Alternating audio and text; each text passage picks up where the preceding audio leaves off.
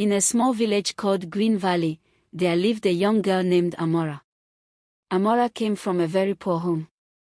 Her father's name was Mr. Daniel, and her mother's name was Mrs. Grace. They were kind people, but life was very hard for them. From the time Amora was a little girl, she worked very hard. After school, she would sell fruits by the roadside. She helped her mother cook. She helped her father carry firewood. Many times, she went to bed tired, but she never complained. She loved her parents, and she wanted a better life for them. One bright morning, something wonderful happened. A letter came. Amora opened it with shaking hands. She had been admitted into the university. She screamed with joy. "Mama! Papa! I got in. I am going to the university." Her parents cried tears of happiness. They hugged her tightly. Mr. Daniel said, "My daughter will become somebody great." Mrs. Grace said, "God has remembered our family." The day came for Amora to leave for school. The whole village wished her well. Her parents did not have much money, but they gave her their blessings and the little they had. At first, Amora was serious with her studies. She went to class early. She read her books every night. She remembered her parents and the village she came from. But slowly, things began to change. She made new friends. They liked to go out every night. They liked parties, loud music, and fun. At first, Amora only followed them to watch. Soon, she started staying out late. She began to miss classes. She stopped reading her books. She wanted quick money so she could look good like her friends. She forgot the long days she had worked in the village. She forgot her parents' sacrifices. One night at a club, she met a young man named Jay. Jay was handsome and smooth with words. He asked her to be his girlfriend. Amora agreed. At first, Jay was kind. He bought her gifts and took her to nice places. Amora felt special. But after some time, Jay changed. He became cold. He spoke to her in hurtful ways. He stopped caring. Amora was not faithful to him. She was seeing other boys too. Jay found out. He felt he could not trust her. One day, he left her for another girl. Amora was heartbroken. She cried for days. Instead of going back to her books, she went deeper into parties and nightlife. When her parents called, she ignored their calls. She did not want to hear their simple village voices while she was living her big city life. One night, she met a much older man named Chief Robert. He was rich and powerful. He was old enough to be her father, but he was gentle and generous. He gave her money.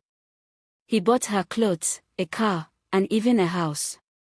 Chief Robert was already married, but Amora did not care. She became his second wife. Now she was very rich. People in the city respected her because of her wealth. But back in Green Valley, her parents were still poor. Their house was old and weak.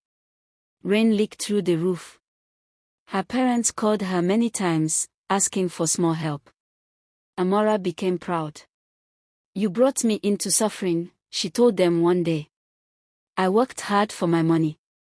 If you want money, go and work for it." Her words were sharp like knives. Her parents cried quietly after the call. In Chief Robert's big house, there were now 3 wives. The first wife did not like Amora. There was always tension. After some years, Chief Robert married a third wife, a young and beautiful lady named Lola. Chief Robert gave all his attention to Lola. He stopped caring for Amora. The money stopped coming. The love stopped too. Amora felt empty again. One night, feeling angry and lonely, she decided to be unfaithful. When she married Chief Robert, she had promised to stay faithful. She had even sworn seriously that if she ever cheated, something terrible would happen to her. But that night, she laughed at the promise. Nothing will happen, she said to herself. After that night, strange sickness began. Amora became weak. She grew thin. She started coughing blood. She fainted often.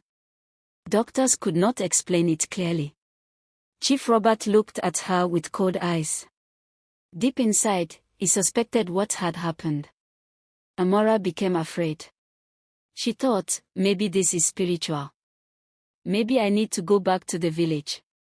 But then she remembered the way she had spoken to her parents. She felt shame. Still, she believed her mother would forgive her.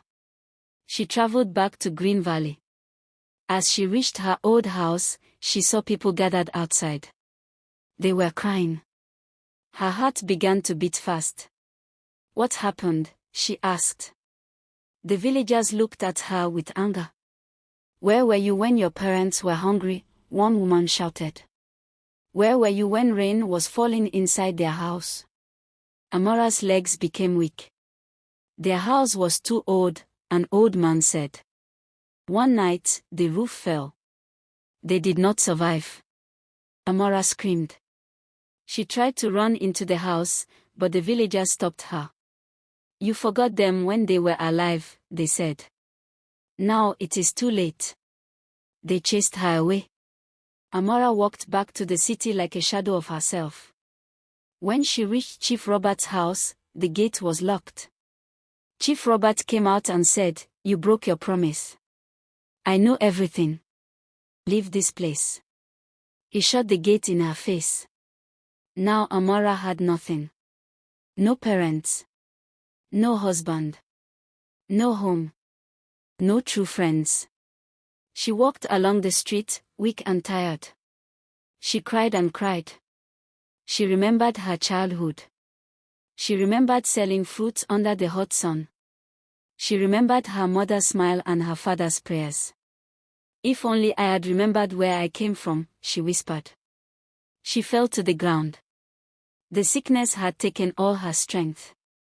There was no one to hold her hand. That was how Amora's life ended, not because she was born poor, but because she forgot love, respect, and gratitude. And the village of Green Valley never forgot her story. Parents told their children, never forget where you come from. Never forget those who helped you grow. Money without love will leave you empty.